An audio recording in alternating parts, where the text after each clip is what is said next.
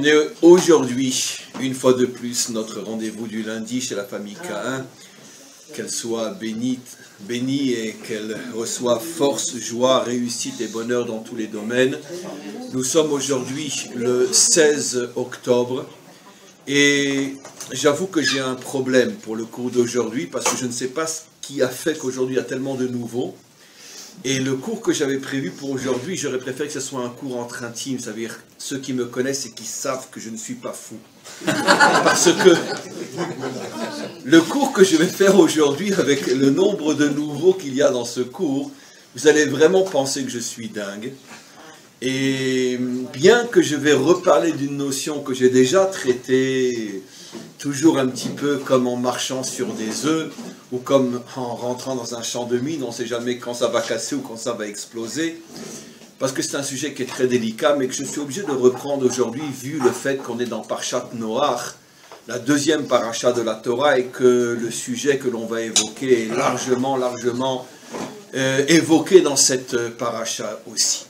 Il y a quelques années déjà, j'avais annoncé d'une manière assez révolutionnaire, parce qu'on est rarement, pratiquement jamais habitué à entendre cette approche, même à l'intérieur du monde juif, ce qui m'avait d'ailleurs à l'époque valu une levée de bouclier contre ce que j'avais dit, de rabbinim, de gens qui enseignent, etc. Et puis bon, depuis ils se sont tellement découragés de moi qu'ils n'essayent même plus. Mais à l'époque, ils pensaient peut-être pouvoir encore me récupérer.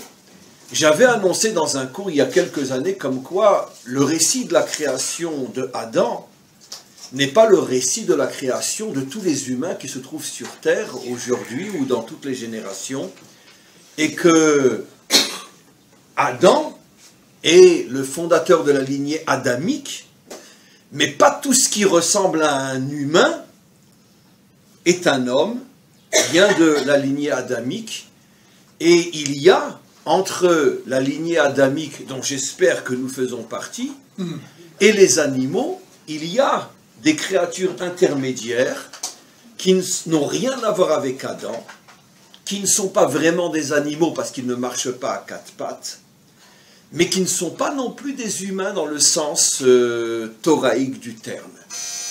Et il y a des allusions à cela, bien sûr, dans la Torah, ce qui veut dire qu'aujourd'hui, on est 7 milliards de personnes sur Terre, et le grand problème que nous avons, c'est qu'il est relativement facile de voir si on est en face d'un animal, dans le sens réel ou non, parce que même si c'est un singe qui marche sur ses deux jambes, malgré tout, bon, on voit que c'est un singe, on voit que c'est un animal, à plus forte raison, c'est un animal véritable qui est sur ses quatre pattes.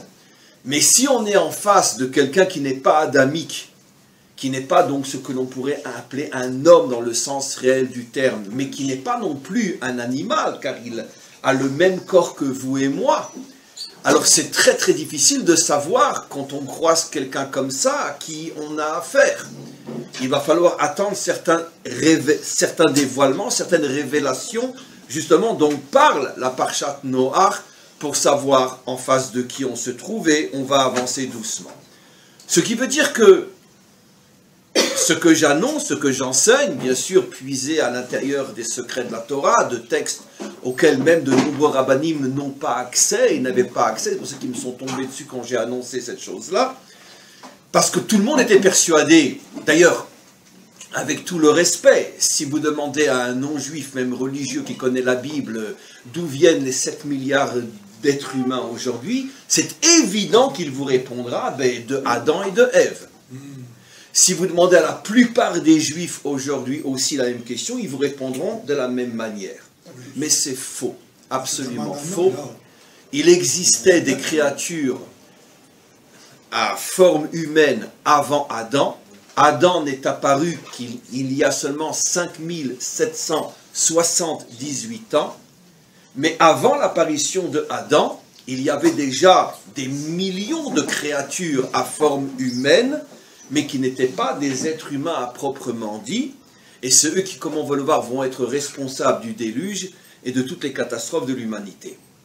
Il y a 5778 ans est apparu le fondateur de la lignée adamique, Combien d'adamiques y a-t-il au milieu des 7 milliards de formes humaines dans ce monde? Peut-être 1 milliard, peut-être 1,5 milliard, peut-être 800 millions, mais évidemment la minorité.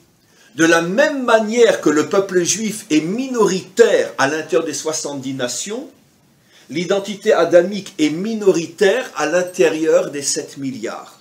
Peut-être qu'il y a 2 milliards d'adamiques, je ne sais pas.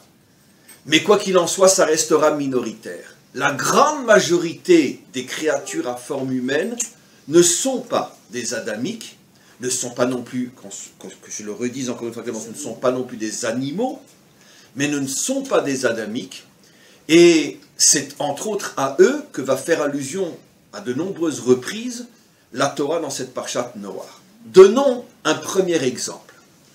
On a ce fameux texte qui jusqu'à aujourd'hui est d'un mystère inimaginable, et généralement on n'aime pas trop rentrer dans les détails parce qu'on ne sait pas de quoi on parle. La fin de Parshat Bereshit, donc celle qui annonce le déluge, on nous parle des fameux Néphilim. Vous avez tous lu l'histoire des Néphilim, de ces créatures déchues qui ont été attirées par les filles de Adam, les filles donc adamiques, et qui sont descendues sur terre pour se marier avec elles, ou plutôt pour les prendre de force, parce que c'était des créatures extrêmement puissantes, et de cette union pas tout à fait naturelle sont nés les Anshe Shem, sont nés des gens très très puissants, qui sont devenus d'une certaine manière les dirigeants du monde, et ceux qui vont être les dirigeants qui vont amener la génération du déluge, comme c'est clairement, absolument clairement dit dans la Torah.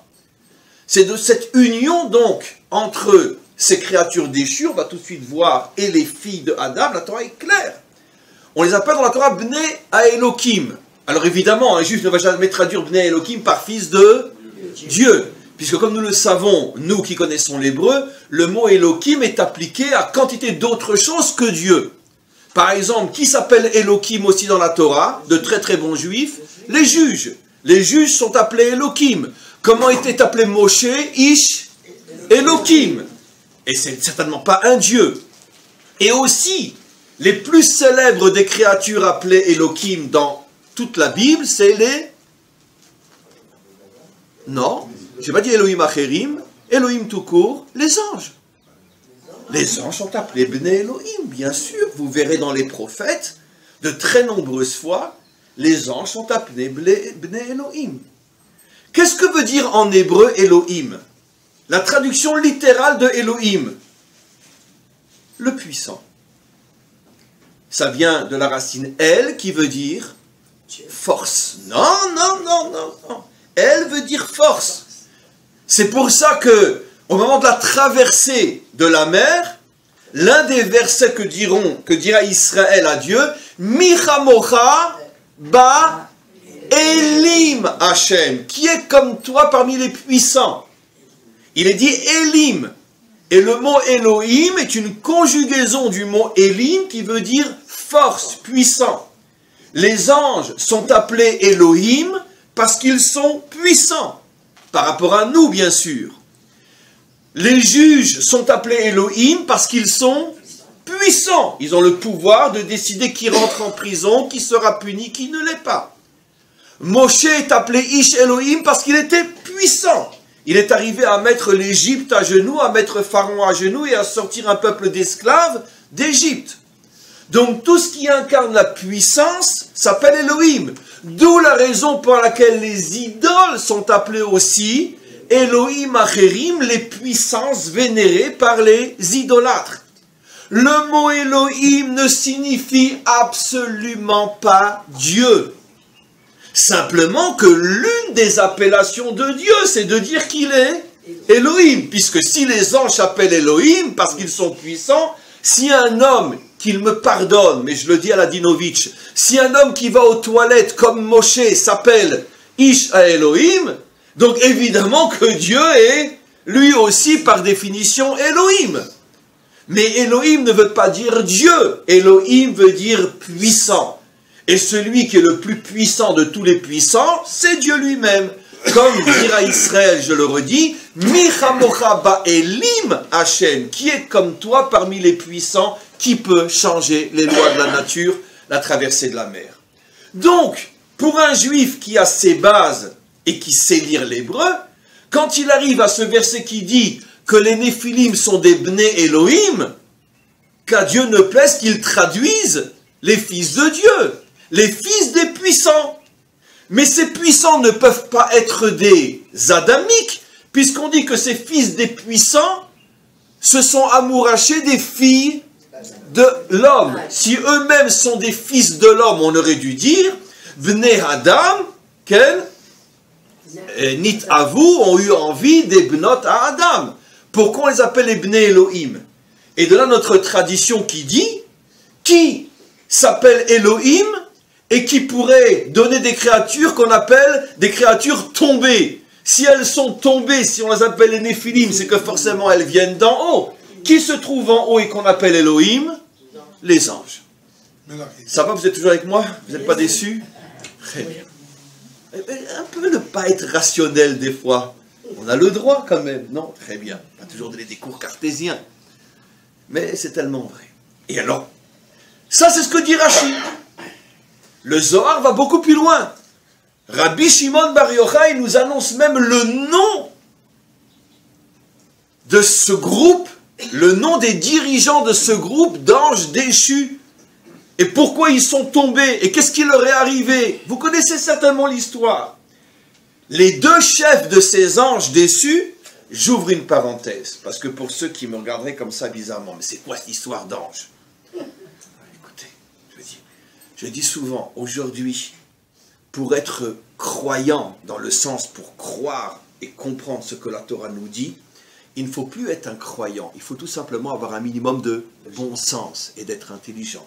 Si en 2017, quelqu'un a encore des doutes sur le fait qu'il existe nécessairement des milliards de créatures et de choses vivantes qui n'ont pas forcément un corps de chair et de sang comme moi, si quelqu'un a encore des doutes aujourd'hui sur la possibilité de telles existences, je ne peux lui dire qu'une seule chose, va te faire soigner.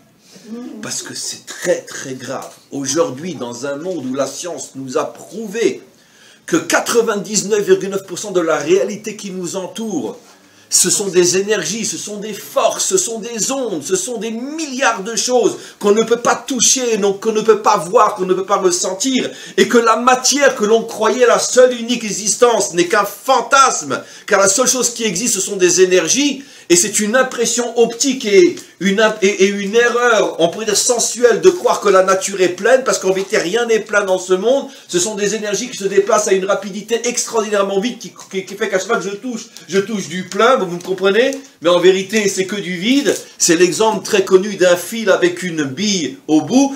Quand vous le faites tourner très très vite, vous avez l'impression que le cercle est fermé. Et à chaque fois que vous mettez votre doigt, vous tombez sur la bille, si elle va très très vite. Mais en vérité, le cercle est vide. Il n'y a qu'à un seul endroit, une seule ficelle et une seule bille. C'est ce qui se passe dans le monde. Et donc, on sait très bien qu'on vit dans une illusion optique totale. Quand j'ai l'impression dans ma vie que je fais du surplace alors que c'est le moment où je vais le plus vite.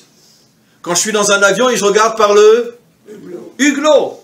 C'est là, je fais du 1000 km/h, j'ai l'impression que je fais du surplace. Rien ne bouge. On ne vit que dans des fantasmes d'illusions optiques et d'illusions sensorielles. Et donc, évidemment que c'est quoi les anges?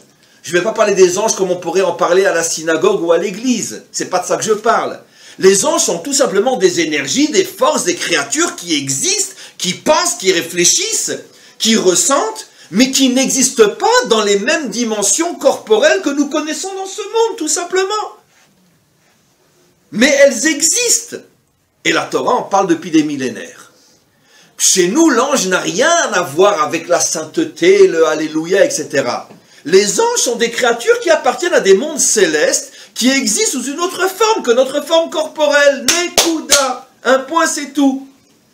Comme chez nous, il existe toutes sortes de créatures, depuis le vermisseau jusqu'à l'humain, il existe dans les mondes supérieurs différentes créatures. Certains, on les appelle les séraphim, l'autre les ophanim, chayot hakodesh, différents noms pour parler de différentes formes et de différents types d'énergie qui portent tous le nom global de Malach, d'ange.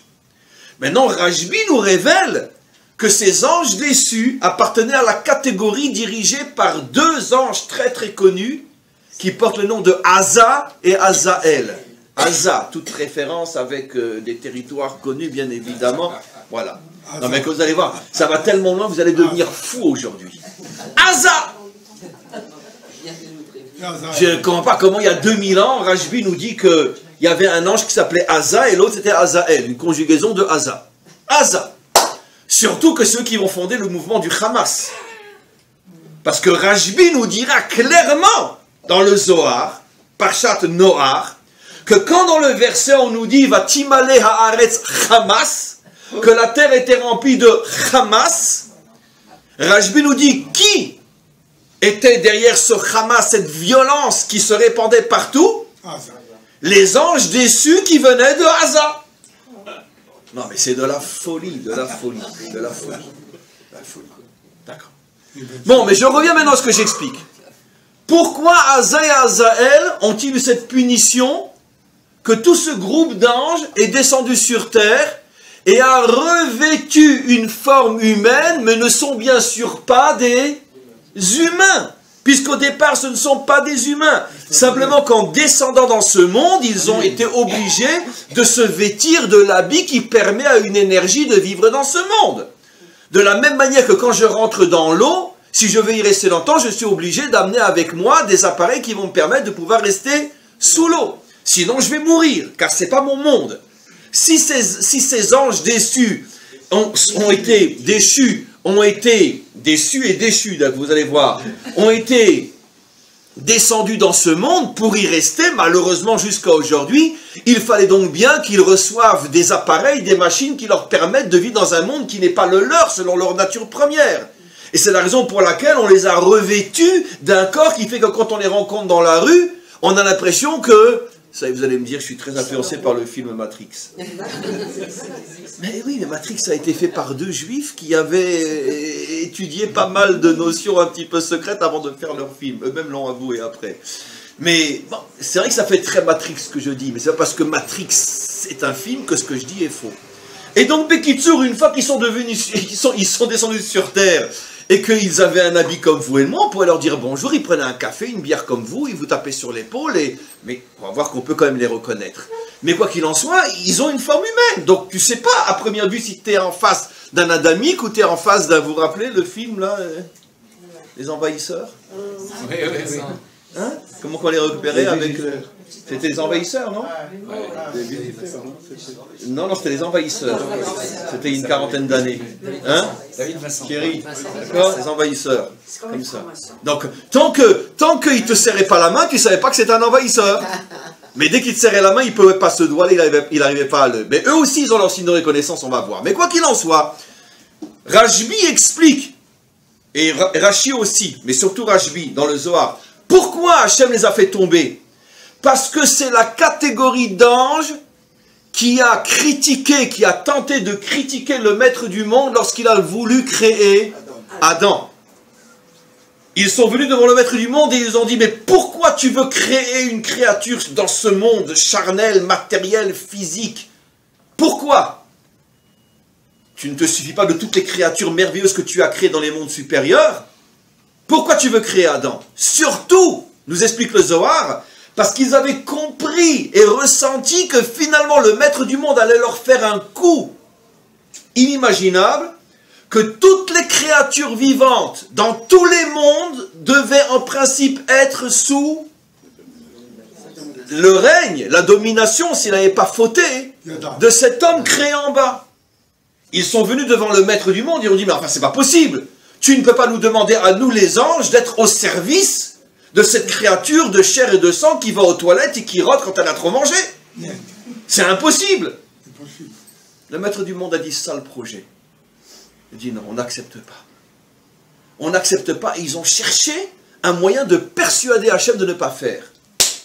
Ils pensaient avoir trouvé. Il dit mais dis-moi, cette créature que tu veux créer en bas pour dominer toute la création, à part toi bien sûr, mais en tant que créature, tu sais qu'il va se révolter contre toi, il va fauter, tu ne peux pas lui faire confiance. C'est un investissement à perte. Le maître du monde leur a dit, pourquoi, et vous, si vous étiez en bas, vous pensez que vous seriez à la hauteur du projet, d'accord? Le maître du monde, alors ils ont dit, bien sûr, évidemment, évidemment. Jusqu'à présent, ils n'avaient pas encore vraiment vu ce qui se passe sur Terre. Qu'est-ce qu'a fait le maître du monde? Il leur a ouvert les yeux. Et tout d'un coup, ils ont vu les filles de notre Adam, ils ont vu les filles des hommes. Et ils en ont eu envie. Le maître du monde, qu'est-ce qu'il a fait? Il les a fait descendre dans ce monde. Et ils ont fauté. Et on les appelle Néphilim parce qu'ils sont tombés et ils ont fait tomber le monde. C'est eux qui sont devenus les leaders de la génération du déluge. C'est eux qui ont créé cette idéologie de la débauche, du meurtre et de l'idolâtrie, comme on va le voir tout de suite. Mais essentiellement la débauche et la violence, puisque la Torah va mettre en évidence deux choses. L'idolâtrie, on en parle très peu que par allusion dans le texte, mais deux fautes essentielles dont on va parler dans le texte, qui amènent le déluge, la débauche, mais pas la débauche dans le sens, on pourrait dire, à la rigueur supportable et compréhensible, dont on s'amuse. Une débauche qui est hors norme, où tout le monde va avec tout le monde, les hommes avec les hommes, les femmes avec les femmes, les hommes avec les animaux avec les humains et les espèces entre elles. Ça veut dire qu'il y avait une idéologie du mélange. Ça veut dire l'amour libre, l'amour fou. Pourquoi? Parce qu'au départ, ce monde du déluge avait commencé par une union entre des créatures qui normalement n'auraient pas dû être ensemble. Des anges avec des humains, avec des humaines.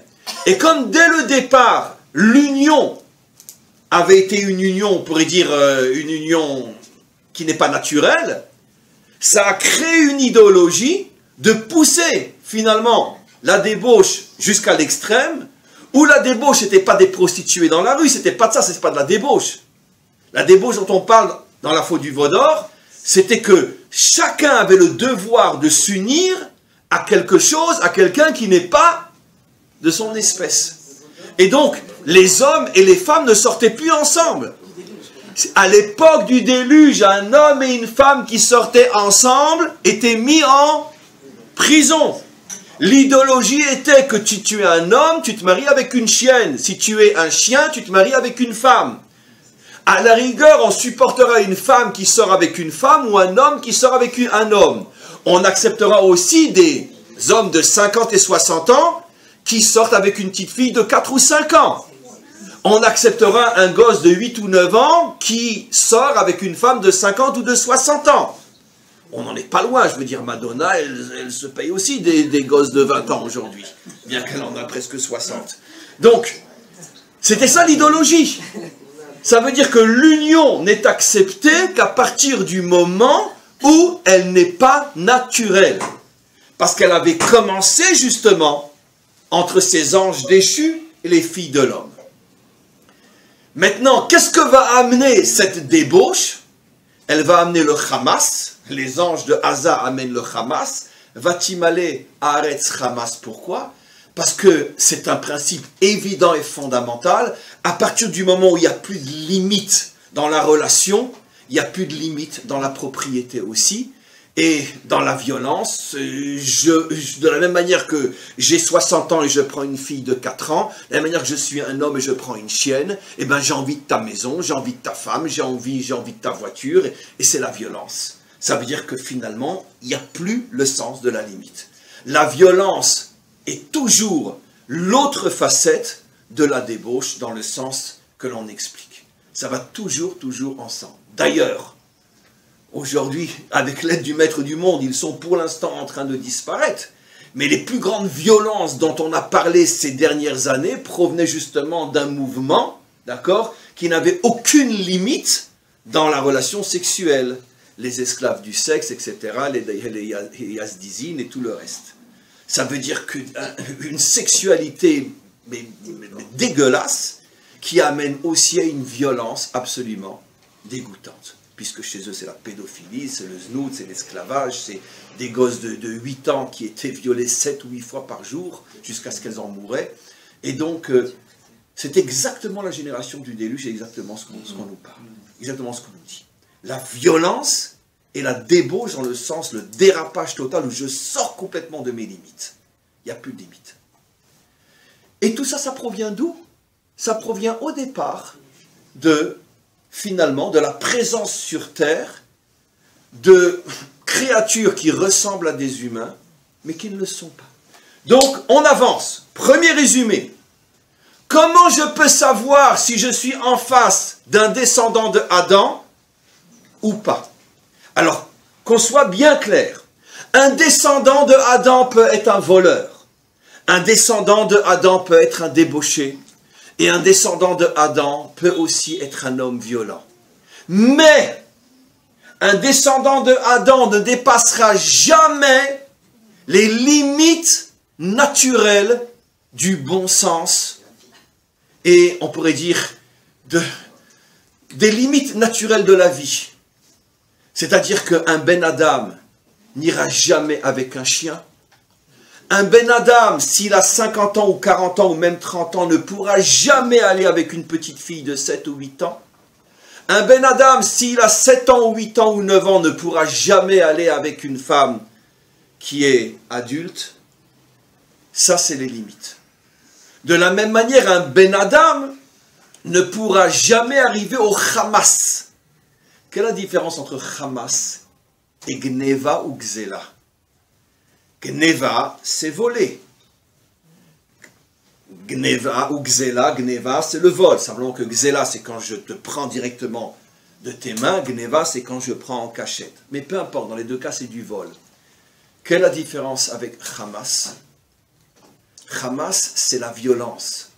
La violence en tant qu'idéologie, dans le but de prendre, dans le but de piller. Le Hamas, c'est le pogrom, par exemple. Ça veut dire que je tue le propriétaire et je prends ce qui est à lui. Le Hamas, c'est le génocide. Le Hamas, c'est la violence qui fait qu'après on se retrouve avec les biens de celui qu'on a exterminé.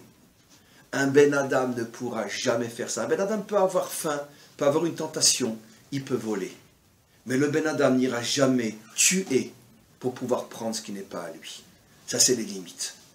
Ça veut dire que, encore une fois, il peut y avoir des exceptions sur le plan individuel, que quelqu'un est tombé. Mais je parle d'une idéologie, je parle d'une civilisation, je parle d'une philosophie, je parle d'une manière de concevoir l'existence. À partir du moment où un groupe de créatures dit, voilà, ces filles-là ne sont bonnes qu'à être transformées en esclaves du sexe, à partir du moment où une idéologie dit, tout ce qui est à vous est à nous et vous devez disparaître pour qu'on puisse le prendre, et Dieu sait combien il y a eu de ce genre d'idéologie dans l'histoire. Nous les Juifs, on en a été victimes pendant des millénaires. D'accord? À partir du moment où on a affaire à ce genre de créatures, nous sommes sûrs et certains que nous ne sommes pas en présence de descendants de celui au sujet duquel le maître du monde a dit « Naase Adam Betzalmenu ». Une fois, il m'est arrivé une histoire. Et la personne m'a demandé pardon quand j'avais sorti ce genre d'idée pour la première fois. Alors que c'est tellement évident, c'est tellement quand on réfléchit. J'ai un raf qui m'a téléphoné, un raf francophone qui m'est tombé dessus, il m'a dit mais comment tu peux dire des choses pareilles? Où c'est qu'on a vu, où c'est qu'on a entendu? Bon, je lui ai dit déjà regarde le Zohar, tu verras, je ne me trompe pas, mais peu importe. Mais je n'ai pas été si loin.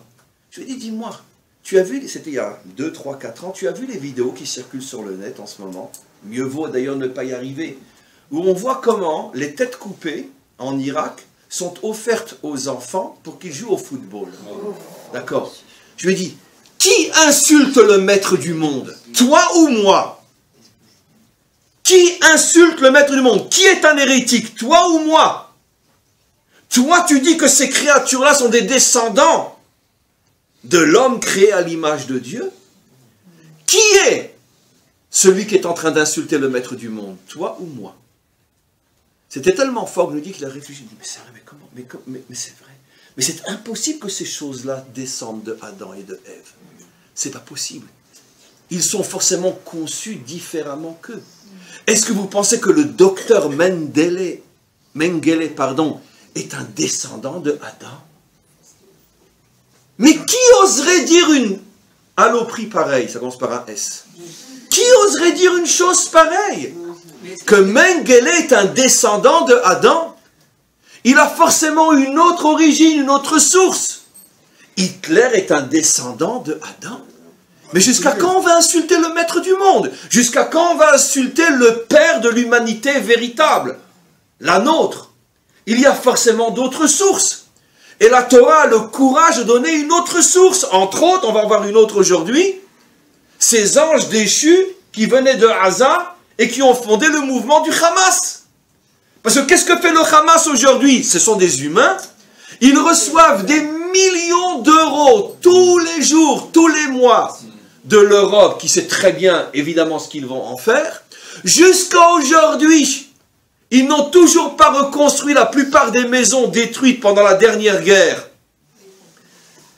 Quand il y a eu Tzuketan, ça veut dire que des centaines, des dizaines de milliers de Palestiniens sont toujours sans maison, alors que la France leur a donné des millions d'euros pour reconstruire les maisons, et l'Europe, et eux continuent à creuser des tunnels et à acheter des armes avec cet argent-là. Ce sont des adamiques, mais enfin, leur propre peuple, ils continuent de leurs propres mains à leur faire crever de faim. Vous savez que les enfants à Gaza qui refusent de travailler à creuser des tunnels sont abattus à bout portant devant les yeux de leur mère, pour que les autres, après, comme des petits toutous, aillent creuser. Et vous savez pourquoi on met des enfants? Parce que comme 3 fois sur 4, le tunnel s'écroule pendant qu'on le creuse, on ne va quand même pas mettre des combattants du Hamas. Donc on met des gosses. Ce sont des êtres humains. Quelqu'un va insulter Dieu en disant que ces choses-là descendent de Adam Arishon. Donc c'est pour ça qu'avant que la Torah nous parle du déluge, et qu'elle nous parle des atrocités qui se sont passées au déluge, elle nous dit, mais attention, ne croyez pas que ce sont les Bnei Adam qui ont fait le déluge. Au plus, ils ont été entraînés de force, ils n'avaient pas le choix, ils étaient menacés. Comme je dis toujours, même si ça ne plaît pas forcément à tout le monde, c'est pas tous les Allemands qui étaient des nazis. Évidemment que non. Mais ils étaient tous obligés de suivre parce que sinon ils se faisaient descendre. Peut-être que la majorité l'était, mais il y avait des milliers qui ne l'étaient pas non plus. Mais ils n'avaient pas le choix, ils n'avaient pas le courage de dire non. Parce que c'était tout de suite une balle dans la tête ou le camp de concentration. Donc c'est ce qui s'est passé avec les Adamiques qui ont suivi le projet de ces anges déchus. Et déçus parce que finalement, oui, l'homme a été créé. Voilà. On a un autre makor à ce que j'explique dans cette fameuse paracha, et après on va aller encore un petit peu plus loin. Vous avez tout d'un coup, je crois vous l'avoir dit déjà il y a quelques années, dans peut-être un cours ici, mais en tout cas je sais que j'ai déjà enseigné, peut-être même ici, un verset fou qui devrait nous ouvrir les yeux grands comme des montagnes. Mais comme c'est trop fort, on passe à côté. J'explique. Revenons à la création de l'homme et de la femme. Quel a été le premier nom de la femme? Non. Isha. Isha, c'est son premier nom. Pourquoi? Qui met Ish Lukacha Zot. Parce qu'elle a été créée à partir du Ish. Quelle serait la meilleure traduction de Ish Veisha aujourd'hui, en hébreu moderne? Non, la meilleure traduction aujourd'hui en français moderne, comment je traduirais Ish et Isha? Époux et épouse. Non, Ish ne veut pas dire, c'est encore une grave erreur de traduction. Ish ne veut pas dire. Adam est appelé Ish à partir du moment où on lui donne une épouse, une Isha.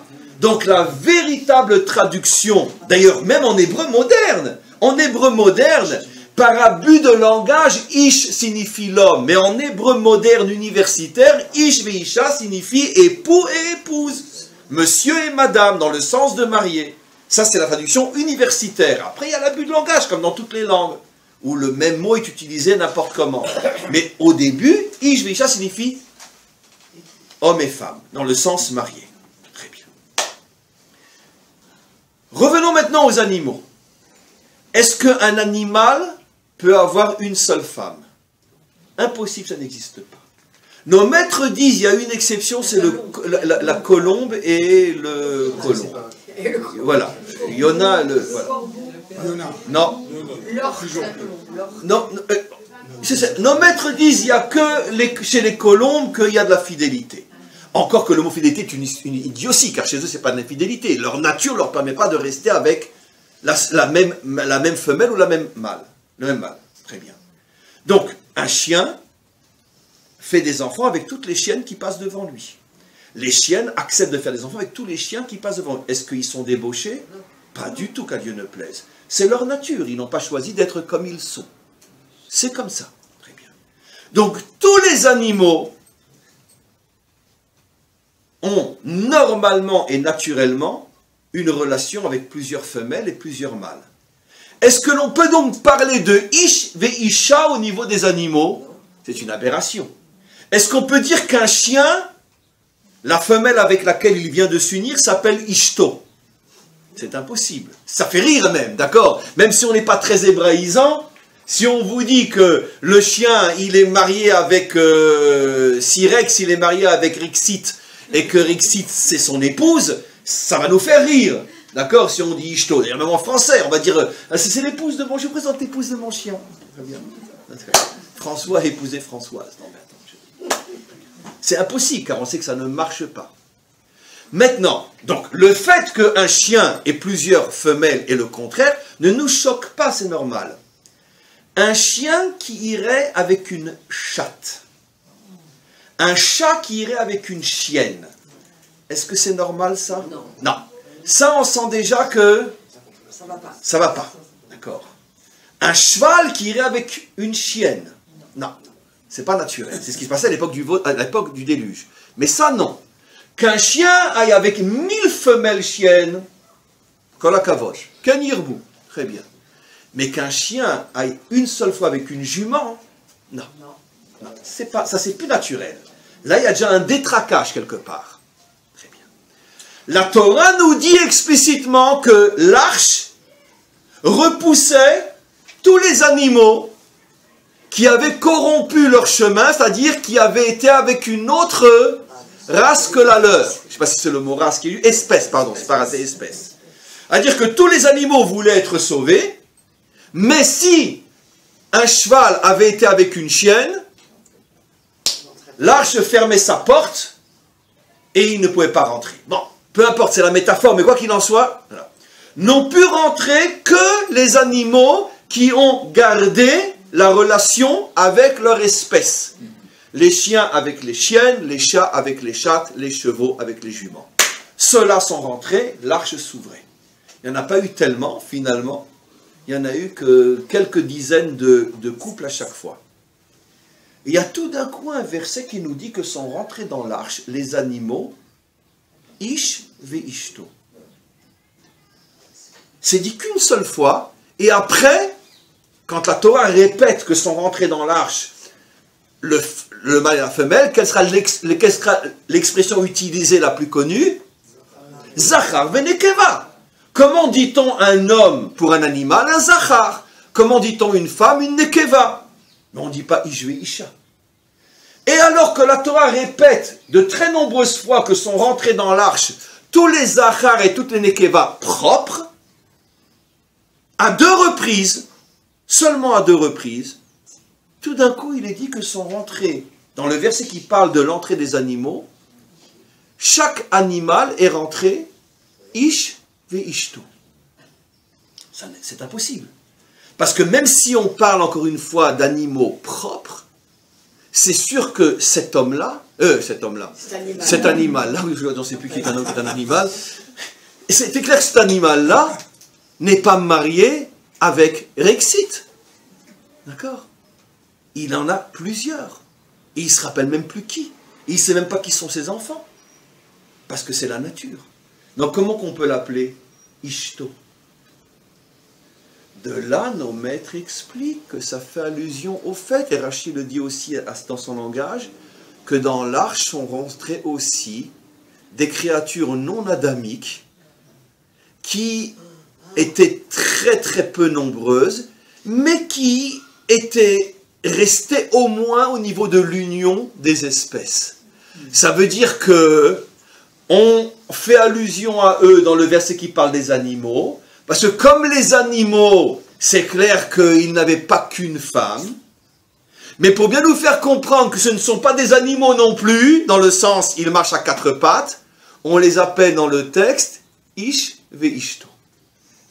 Parce que quand on les voyait de l'extérieur, ils avaient une forme humaine et ils étaient l'un avec l'autre comme un homme et une femme sont l'un avec l'autre.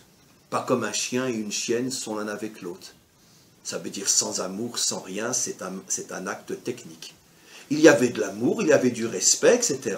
Donc on peut les appeler Ish ve'ishto, bien qu'en vérité ils n'étaient pas des adamiques, et c'est la raison pour laquelle on en parle d'une manière allusive dans le verset qui parle de l'entrée des animaux dans l'arche. Donc encore une allusion extraordinaire au fait que dans l'arche sont rentrés aussi, puisque l'arche devait préserver toutes les créatures existantes avant le déluge. Avant le déluge, il y avait des animaux, il y avait des créatures non adamiques, et il y avait des créatures adamiques. Toutes se sont retrouvées dans l'arche. Rachi fait allusion à ce que je dis dans un autre langage que le mien, et il dit, dans l'arche sont rentrés même des Shedim. Rachi explicite. Shed. Diable.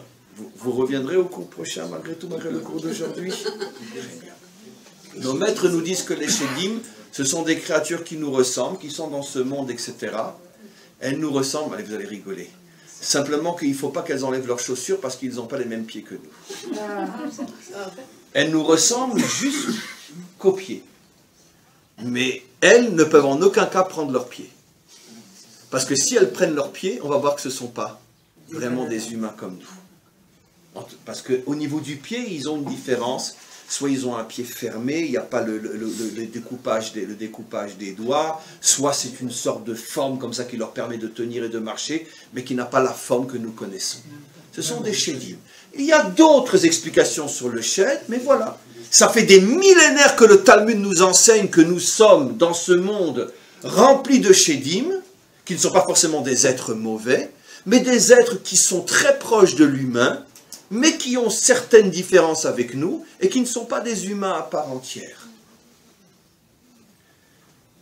Je vais dire quelque chose de très, très, très osé. C'est le test, vraiment, pour ça que vous me prenez au sérieux. On a tous entendu parler du Balatania. C'était quand même un grand, grand homme, le Balatania. Je ne peux pas imaginer qu'il soit à ce point, on pourrait dire, je ne sais pas, je ne trouve pas le mot. Le Balatania affirme que Napoléon était un Shed. Et c'est la raison pour laquelle il n'enlevait jamais ses bottes. C'est ce qu'il affirme. Vous y croyez pas, peu importe. Le Talmud affirme que les Shedim sont dotés de forces incroyablement plus grandes que celles des humains. Ce qui amènera les maîtres d'Israël à dire que généralement quand tu vois un dirigeant extrêmement puissant, qu'on essaye de tout faire pour le mettre de côté, on n'y arrive pas, peut-être c'est un Shed. Il a une aura spéciale, des énergies spéciales qui font, vous savez, d'accord, pendant des années, le Mossad a essayé d'avoir la peau d'Arafat. C'est un secret pour personne. Et à chaque fois, la dernière seconde, il arrivait à... On savait qu'il avait rendez-vous quelque part, à tel endroit, tout était déjà prévu pour envoyer ce qu'il fallait envoyer, d'accord? Il sortait comme par hasard 30 secondes plus tôt. Mais c'est arrivé des dizaines de fois. Le Mossad, rien ne lui échappe. Arafat lui a échappé pratiquement toute sa vie. Paraît-il qu'ils l'ont eu après, comme on le sait, etc. Bon, peu importe, il ne faut pas le dire, ça peut être enregistré. Mais bon, mais quand même, tant qu'il était vraiment un homme fort, pourtant quand même, tout le Mossad sur Arafat, impossible de l'avoir. Hitler, combien d'attentats il a échappé? Mussolini, quand même. Ça veut dire que nos maîtres nous disent, si tu vois un dirigeant, et aujourd'hui le Nord-Coréen, et il a le monde entier, tous les services secrets du monde pour avoir sa peau. Ils n'y arrivent pas. Ils y arriveront peut-être demain, mais en tout cas, tout le monde a échoué. Même le Mossad n'y arrive pas. Comment c'est possible? Nos maîtres disent, il y a le concept qu'on appelle le concept du Shed. Ça veut dire une créature d'une puissance inimaginable, qui a aussi un sixième, un septième, un huitième sens, qui sent le danger et qui sait où être à chaque moment pour échapper à un problème. Le Balatania affirme que Napoléon était un Shed. Ça l'a pas empêché de se marier, d'avoir des enfants, d'être un homme courtois, etc., intelligent et certainement très très bon dans des milliers de domaines. Mais cette puissance irrationnelle, c'est un homme qui ne dormait jamais, vous le savez tous. Il ne dormait pas, il ne mangeait pas, il avait des forces inimaginables. Le Baal Hatanya a vu dans lui un Shed. Donc Rashi nous dit clairement que les Shedim aussi sont rentrés dans l'arche. Et moi je rajoute ceux à qui on fait allusion dans Ish Ve'ishto.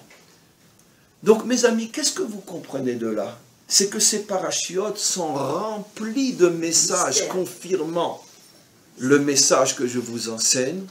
Il faut qu'on arrête une fois pour toutes de croire que tout ce qui a deux jambes, deux bras, deux yeux, deux oreilles, un nez et une bouche est un être humain. Et pourquoi c'est très important de le savoir?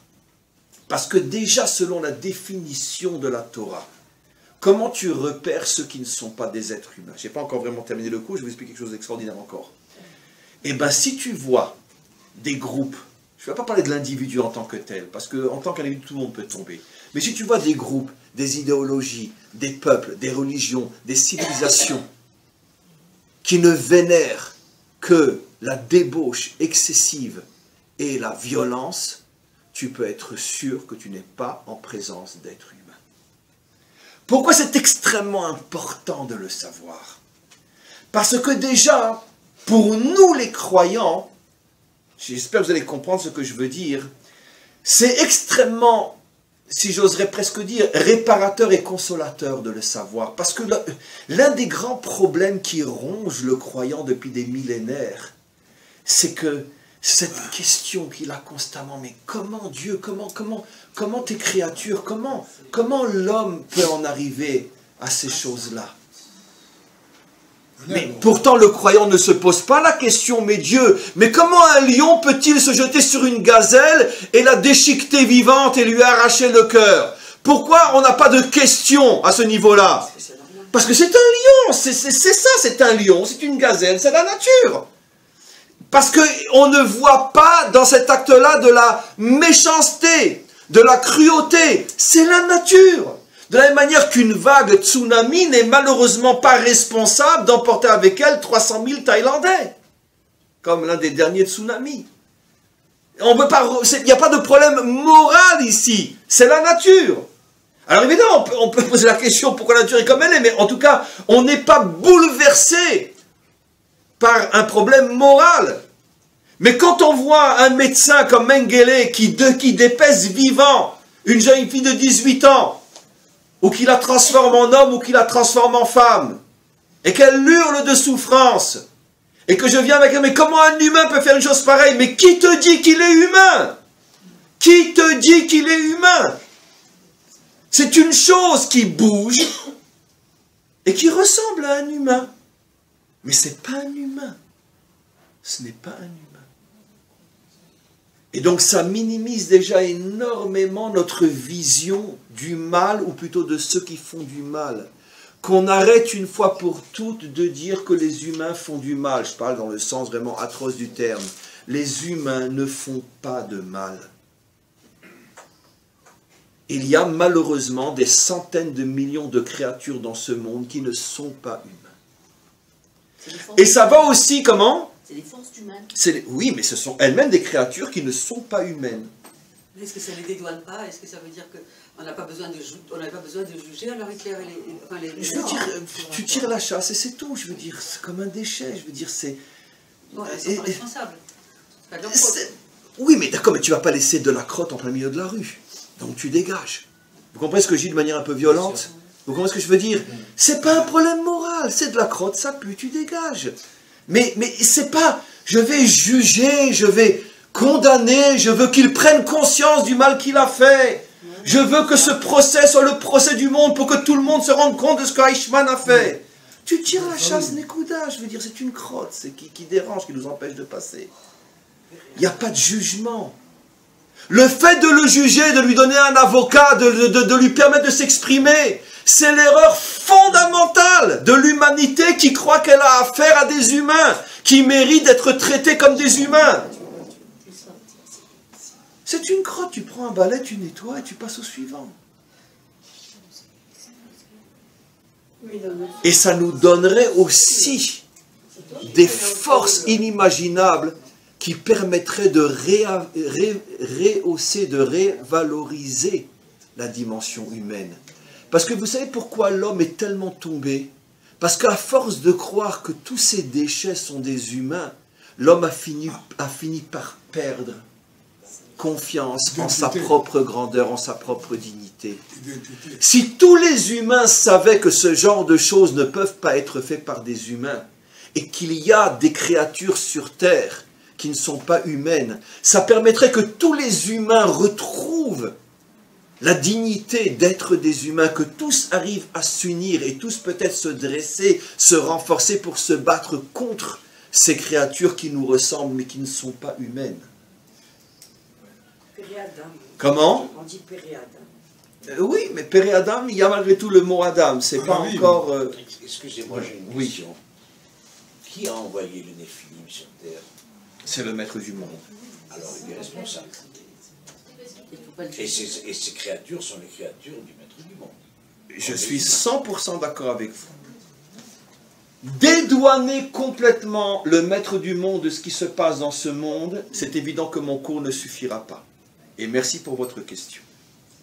C'est évident que le maître du monde est censé tout savoir. Il était censé savoir qu'en faisant tomber ces anges, c'était le début de la fin. Très bien. Donc, encore une fois, ce cours ne peut en aucun cas répondre à la question d'Elie Wiesel, Zichrono Lebracha, où était Dieu à Auschwitz? Évidemment que non. Elle ne répond pas à cette question. Mais, et je reviens sur ce que j'ai dit, ce cours a l'intérêt de rehausser, de reconstruire, de renforcer la dimension humaine, d'arrêter de se percevoir finalement comme des singes et des animaux, parce que justement, à force d'être écœuré par ce que la créature apparemment humaine est capable de faire, on a fini par se désespérer de l'humain. Et on arrivait à cette thèse que l'homme vient du singe, que tous les hommes viennent du singe, alors que seul Darwin et sa famille venaient du singe. Mais pas tous, bien évidemment. Et donc, je ne peux pas expliquer tout ce qui se passe, mais en m'éloignant, en me sentant fondamentalement différent de ces créatures, je gagne déjà que je n'ai pas perdu confiance en l'homme. Parce que ces atrocités, ces saletés ne sont pas le fait des hommes. Quand je parle de communautés qui commettent ces crimes-là, je ne parle pas d'individus actifs, voilà. Et donc automatiquement, les hommes restent dans ce monde une force qui est capable de se soulever et de ramener l'humanité à Dieu. Finalement, ça sera quoi? Juste un instant, mon ami. Ça sera quoi la délivrance? La délivrance, c'est la prise de conscience de ce cours, où des centaines de millions d'humains vont se rendre compte que finalement on s'est fait berner pendant des millénaires. Il n'y a aucune raison de perdre confiance en l'homme, car l'homme a des défauts, l'homme peut être une crapule, l'homme peut... Effectivement, mais il y a des limites que l'homme ne dépasse pas, et le fait que l'homme ne dépasse pas ses limites, c'est ce qui justifie le fait que je n'ai pas le droit de me désespérer de l'homme.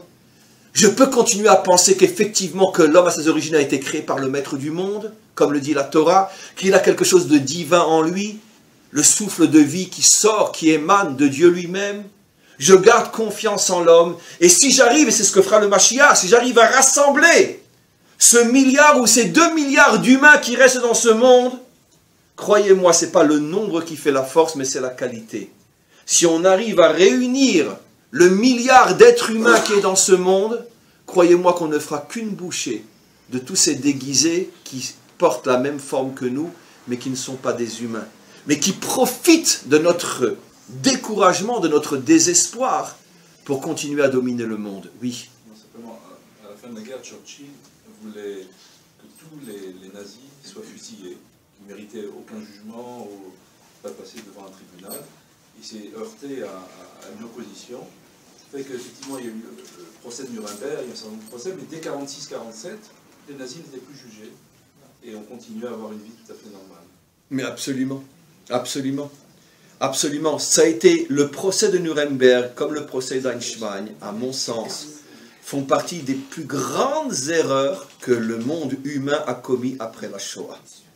le monde humain avait l'obligation de liquider toutes ces créatures, comme je ne savais pas que Churchill le voulait, exactement de la même manière qu'on liquide une saleté. On ne lui dit pas, madame, est-ce que vous êtes d'accord que je vous mette de côté parce que vous dérangez, etc. Est-ce que vous reconnaissez le problème que vous sentez mauvais, madame? Non. Et Churchill a empêché les Juifs de venir en Palestine à cause du livre blanc. Il était aussi complice de la Shoah. Je peux dire quelque chose? Oui. Moi, j'ai une explication beaucoup plus simple pour les Néphilim, c'est-à-dire que les Bnei Elohim ont pris les belles Bnot Adam et ça conduit à de la gestation, ça conduit, elles sont tombées enceintes. Ben oui, c'est ce que le texte dit clairement. D'accord. Et alors, mais ce n'était pas des créatures humaines, puisque le père n'était pas humain. On peut finir? Oui. Alors, ce qui est tombé, ce n'est pas des créatures finies, c'est les fœtus. Apala, on dit en hébreu. Non, c'est pas ce que dit le texte. Les Ils sont Néphilim, tombés, c'est c'était des fausses couches. Le bon Dieu a fait faire des fausses couches au Bnot Adam, et ça, il y avait des Néphilim dans le monde. Regardez bien le texte avec Rachid, vous verrez que fausses couches, c'est pas des enfants. Rachid dit clairement qu'ils sont devenus les dirigeants. Ils sont devenus les dirigeants de la génération du déluge. C'est eux qui sont tombés et ont fait tomber la génération de Noé, parce qu'ils étaient extrêmement forts. Je vais juste, avec votre permission, faire une dernière analogie. Je pense avoir plus de temps, mais je ne l'ai pas. Le Zohar rapporte aussi quelque chose d'extraordinaire. Le Zohar fait une analogie entre deux termes qu'on ne voit que 2 fois dans toute la Torah. Tu effaceras. Il est dit au sujet de la génération du déluge, Emre et à Adam, j'effacerai l'imchot, l'homme de dessus la terre et toutes les créatures, pas que l'homme, parce que les descendants de Adam ont disparu, sauf Noé aussi, bien sûr, qui lui a reconstruit la dimension adamique. Et le Zohar fait remarquer qu'une seule autre fois dans la Torah, on parle de l'imchot, d'effacer, jusqu'au souvenir, jusqu'au nom, Amalek. Et le Zohar fait une analogie. Il dit en vérité, la racine première de tout ce qui n'est pas humain dans ce monde et qui est la cause de toutes les atrocités sur le plan moral et humain dans ce monde, c'est en vérité Amalek. C'est pour ça que Amalek est appelé Réchit Goïm, il est appelé la matrice, la prémisse des peuples. Ça veut dire qu'il a commencé à exister avant même que n'arrivent les 70 nations.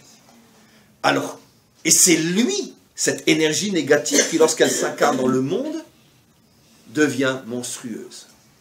Le Zohar rapporte une histoire extraordinaire. Quelle est l'une des premières fois, au point de lui donner carrément le nom, que cette énergie amalécite s'est incarnée dans le monde, avec le fameux premier qui porte le nom d'Amalek, qui était le petit-fils de Eliphaz, le petit-fils de Esav, l'arrière-petit-fils de Yitzhak. Comment a été construit le corps du premier Amalek? On l'a déjà vu ensemble, il était doublement mamzer, un inceste et un adultère. Puisque son père avait été avec une femme mariée, avec laquelle il avait eu une fille, il avait couché après avec sa fille, et Amalek était né. Ce qui veut dire que la mère d'Amalek était déjà le fruit d'un adultère, et elle est devenue une mère inceste. C'est-à-dire qu'il était doublement mamzer, par l'adultère ou par l'inceste. Donc doublement bâtard. Et il a hérité de ce flux négatif, qui est un flux qui existe dès le début de la création du monde, qu'on appelle donc, si vous voulez, les forces du mal, qui ne peuvent s'incarner que dans quelqu'un qui n'est pas né d'une manière normale. Et là, nos maîtres nous révèlent une chose extraordinaire. Si vous voyez sur terre un tyran monstrueux, vous pouvez être sûr et certain qu'il n'est pas né normalement d'un papa et d'une maman normale. C'est sûr et certain qu'il est issu d'une perversion sexuelle, soit dans la génération qui précède ses parents, soit avant, peu importe, mais il a été créé à partir de quelque chose qui n'est absolument pas naturel. Et ça, c'est le modèle amalécite. Des études ont été faites et ont prouvé que, on ne l'a pas fait sur tout le monde, mais que la plupart des grands tyrans de l'histoire étaient tous des enfants issus de mélanges et de mariages, d'unions sexuelles absolument inimaginables. Et pourquoi? Mais c'est facile à comprendre. Pourquoi l'énergie amalécite s'incarne justement dans des enfants qui ne savent pas finalement qui ils sont et d'où ils sont et comment ils sont venus?